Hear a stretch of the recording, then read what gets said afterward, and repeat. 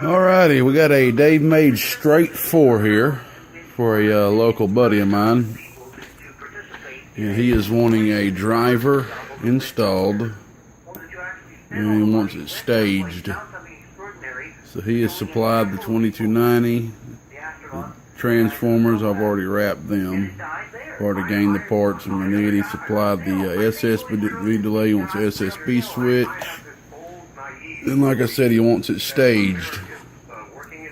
Be able to turn each section of the amplifier on independently.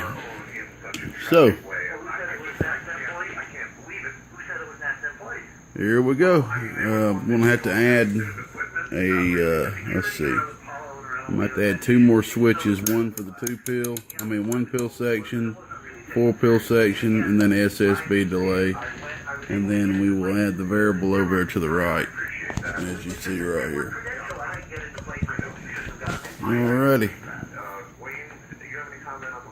We'll be back. Alrighty, all done. Here we have a Davemade. It was just a straight 4 2879, but high drive box. Now it is a 1 driving 4 staged. Some people call it a delete circuits or whatever. But basically, this first switch is your 1 transistor section. So this is your 1 pill. So if you want to run the 1 pill by itself, you'll just turn that on. Okay. If you want to run the 4 pill by itself, let's say you got a bigger radio, 80 watt radio or something, a Striker 955 or something, and you know that's way too much to drive into that 1 pill section into the 4. And you just leave the 1 pill section off and turn the 4 pill section on by itself. Okay. And if you want to run both, you turn both on like that. Now we'll go ahead and demonstrate that. This right here is the SSB delay for both. Okay, that's for both relays. Whew. To get all that hooked up properly, had to definitely use a few blocking diodes. The last one I did was a little different. The switches were a little different than these, so I had to use about two more blocking diodes, and that's the same with the fan. To get this fan to turn on with both switches, you'll see some people make it to where the 1 pill section, the fan won't come on. And then, you know, I'd rather have that fan on both ways to, you know, get that heat off that heat sink regardless.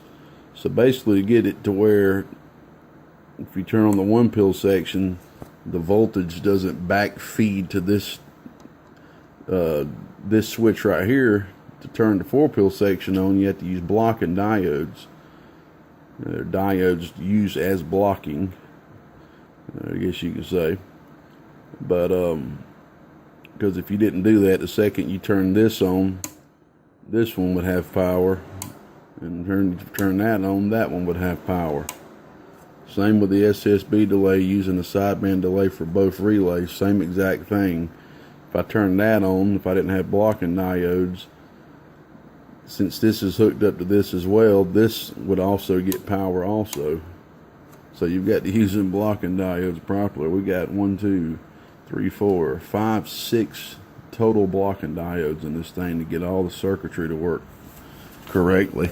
Alright, the variable is only active in the 1 pill section. Okay, so if you run the 4 pill section by itself, the variable is not active. It's bypassed at that point. 1 pill section is active. Turn them both on, it's active in the 1 pill section, of course. Okay. Alright, first off, since I'm going to demonstrate the staging, we don't have it on the unregulated supply because the 1 pill section wouldn't be enough to bring that unregulated 100 amp supply down. So I've just got it on the servo supply over there, 14.5, 14.6 volts. Alright, we're running the bench radio, which is 4 watts RMS. I will demonstrate that. I'll have to do that every once in a while. Alright, 10-watt slug. A little bit under a watt dead key. Ooh, yeah. Ooh, yeah. Looking at the bottom scale where the 100 is, the 100 is 10, so the 40 is 4 watts. Ooh, yeah. Alright, we'll turn that back around so we can read our reflect in between the radio and the amplifier, so we can make sure we don't have a lot or as little as possible backfeeding from the amp to the radio. That's the whole key with it. Alright, 1 pill section on. Alright, we're on the 1000-watt slug.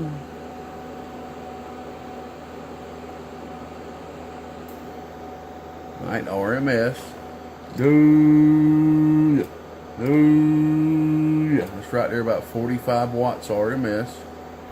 Alright, here's your peak on the 1 pill section. Ooh, yeah. Right there, about 120 or so. 120 watts peak. Here's your input reflect for the 1 pill section. Ooh, yeah. Ooh, virtually nothing. Ooh,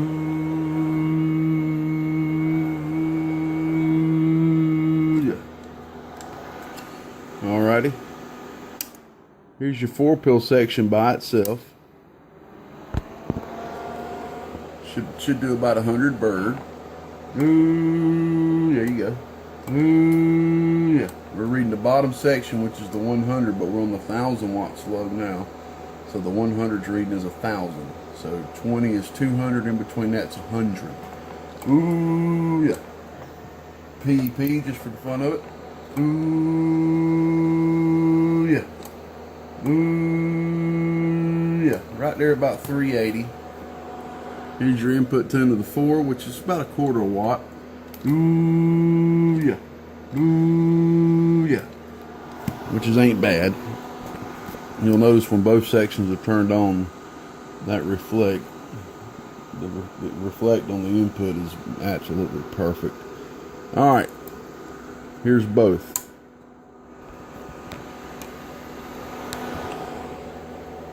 $1000-watt slug. Ooh, yeah. Ooh, yeah. Almost 300 watts RMS. Here's your input reflect. Ooh, yeah. Ooh, yeah. Ooh, yeah. Virtually nothing. Your peak. Ooh, yeah. Ooh, yeah. About 650, close. Trying to creep up to about 700 watts. That's on the old servo supply, about 14.5 volts. This is what you probably are close to get out of it on a you know, a stock alternator mobile with a small 4-watt radio. Now keep in mind, this radio is stock. It has not been peaked and tuned, as they say. The modulation has literally just been turned up to 100%, meaning the modulation pot is not actually turned all the way counterclockwise, just to 100% modulation. And I've put a dead key variable on there to allow me to control the dead key. Now, the hot radio is different. That radio is a comp tune, Stickman comp tune Cobra 29. To get bird watts out, you've got to put bird watts in. If you want to show a lot of high peak watts, you've got to put high peak watts in an amp. What you want, though, is the RMS. That's what actually moves that meter on the other person's out there in DX land. That RMS, that's what moves the person's meter. I'm going to make some more videos about that in the near future. Alright, we're going to go ahead and hook up on the unregulated supply and let you see what this bad boy's truly doing. With the adequate current. We're going to stay on the bench radio. Then we'll go over to the hot after that. Alrighty, we're on the unregulated supply on the high tap. There's no need to go to the medium. It sucks that thing dry on the medium. Always remember, if you are on an unregulated supply, be careful when you go to run the 1 pill section by itself, because that's just a one transistor. Just look at it as being a 1 transistor amp. All right, it might not be big enough to pull your supply down, and you may be volting it. That's not what you want to do, okay? If you're on an unregulated supply. All right, I'll kind of demonstrate what this variable is actually really good if you're using this box as a driver, or if you just need to get that dead key down just a tad bit. I'll demonstrate that now. Right now, it's pretty much about perfect for running it with it all the way up, and I'll show you what I mean. 1000-watt slug. Here's our dead key RMS. See we're at 100-watt dead key. All right. If I take it and just cruise this variable down, see 50 watts. On down. We'll bring it back up. Right there, about 100 watts. All right. A little bit over 100. All right. RMS, 4 watts in. This thing's got some gain. Ooh, look at that right there, almost 400 already. That's what I'm talking about. That's what a properly tuned box will do. Maximum transfer of power out the amp. Ooh, right there at 400. Here's your volt drop. Ooh, 15.6 volts. Kind of hot, but you know. PEP. In the corner. In the corner. Just for the fun of it, let's check and see what the 4-pill section's doing. It's going to be quite hot, but it was doing 100 bird. That's still about the same. So that's the difference of 4 watts drive and about 40 to 45 watts RMS drive. 400 watt. Man, this thing got game, son. There's nothing more than I love to see a 5 transistor amplifier doing 100 bird per transistor with just 4 watts drive. It's called high gain. That's what I call high gain. So you know, when I hook the hot radio up to this cotton picker, she's gonna be up there. There ain't even no reason to hook it up, but the type of guy that I am, I just like to show what an amplifier is going to do on the max end, you know, when you burp it. I don't care how big the amp is. If it's a 16 pill, if I've got the supply for it, I would like to show it working at least a key or two on the max end so the person knows that the gain is there. You know what I'm saying? That it's working 100% properly. All right. Now, like I said, there's your SSB delay. That's for both, so it don't matter if you turn that off, your SSB delay for that relay's on, or that off, okay? Alright, let's hook the hot radio up and then we'll pop the top off. Alright, now we are doubling our input drive into the amplifier from 4 watts RMS, which is about 20 watts peak, to 8 watts RMS, which is around 40 or 45 watts peak. And as you can see, I've got the dead key on this radio, just so happen to be turned down a bit. So look at the dead key on this one with everything on. See, we're about 60, 70 watts drive. You can make a bird meter swing forward well if you have enough RMS swing on your radio. See, that's the whole thing about it, that RMS swing. Alright, here's 8 watts drive with both sections turned on. Look at that. Over 500 watts RMS. I mean, you just can't beat that with a stick. As we stay down here in Georgia. That's about 550 watts RMS. That's cat picking. That's what you want to do when you go to a competition. I ain't even gonna put a bigger slug. I know it's doing over 1,000 watts peak. I ain't really worried about the peak. Like I say, if the RMS bird watts is there, meaning if it's doing that 100 plus per transistor, then the peak's gonna follow. It's a calculation. You know what I'm saying? It's a mathematical calculation relationship between the two. If the RMS is there, the peak will follow. But just because you're seeing the peak watts there don't always mean that the bird or RMS or average wattage. See, a lot of that's all gets confused, this and that. To not get deep into it, RMS, average, just look at it as the same for now, okay? Because in the CB world, it is. You get on out, you know, you can get a little different with the two. But, you know, I'm not going to get into all that. But just for simple concepts, it's the same. We'll just look at it like that. So, like, I need to make a video and show this. I have a radio that does 80 watts PEP. I have one that does 40. And guess what? They both drive an amplifier the same. RMS, not peak. RMS wise. Because they both do 8 watts RMS. Now peak, the one that's got the higher peak, shows higher peak. See what I'm saying? Alrighty. Let's go ahead and get the top popped off this thing. I'm going to press pause just in case. I don't usually like popping tops off with one hand if I can't help it. Alright. Whenever you have a staged amplifier, to do it properly, you're going to see more mini coax. You want to keep everything at 50 ohms. You start running 100 ohm wire all over the place, you can have a catastrophe on your hands.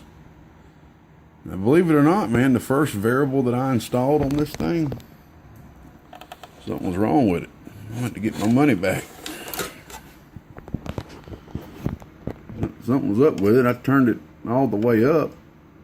It literally wasn't allowing anything to pass through it. Turn it back just a little bit, it worked just fine. Well, that's a brand new dang variable. Hey, it happens. It does happen. So I'm going to get my money back for that. Now here's something that might throw off a few of you. Take a look at this driver section. See if I can't get some light over here.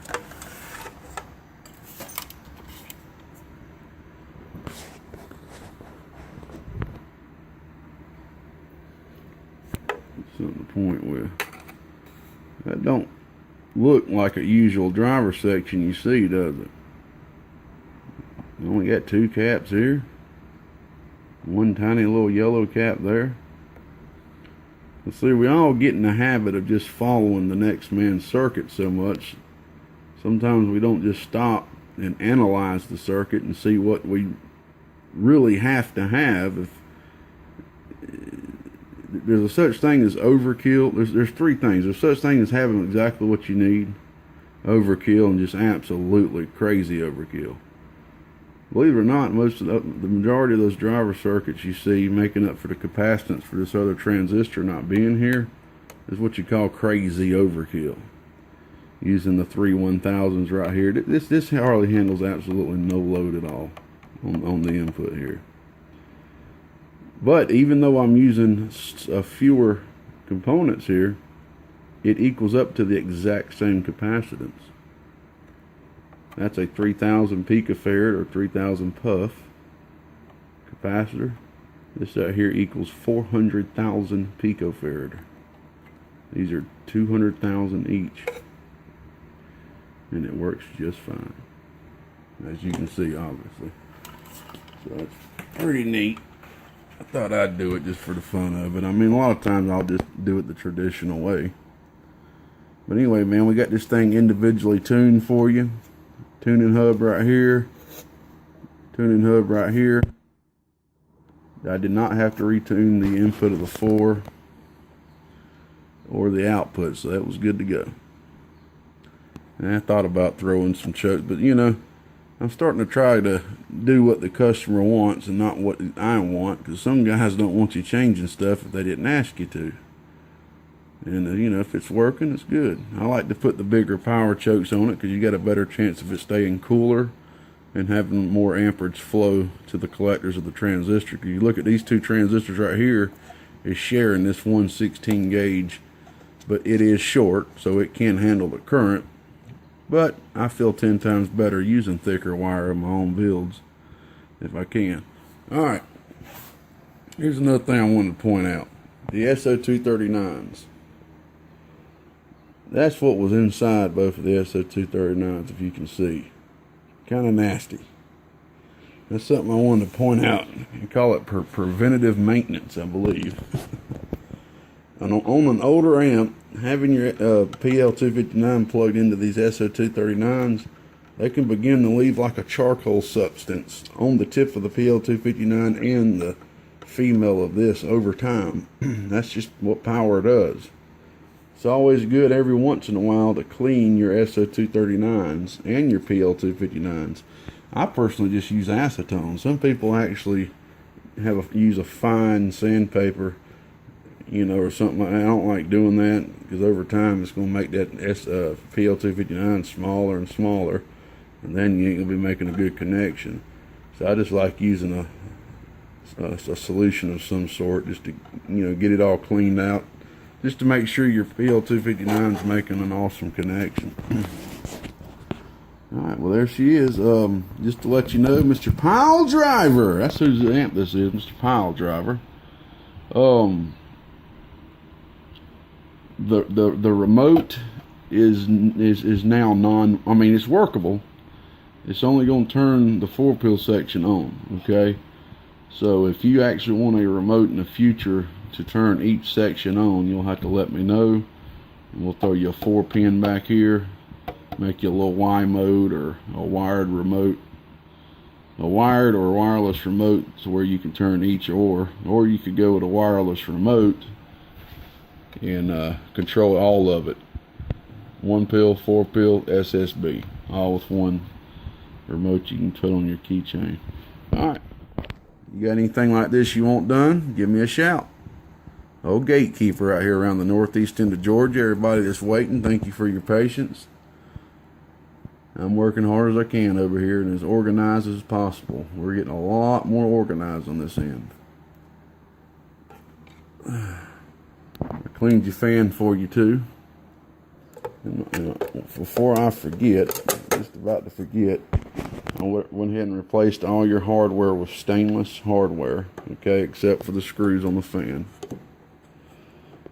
I cleaned the bottom. There were some stickers on here, and I went ahead and added you some feet.